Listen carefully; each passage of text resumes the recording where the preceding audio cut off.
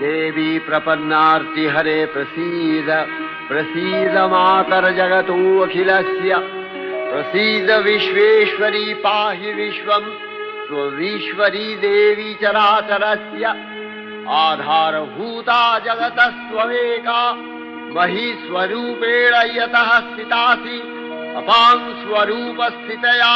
तवैतदप्यायते कृष्णम् अलङ्घ्य वीर्ये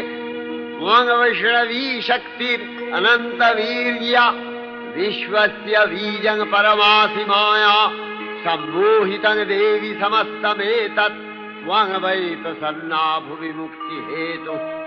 विद्या समस्ता तव देवि भेदा स्त्रियः समस्ता सकला जगत्सु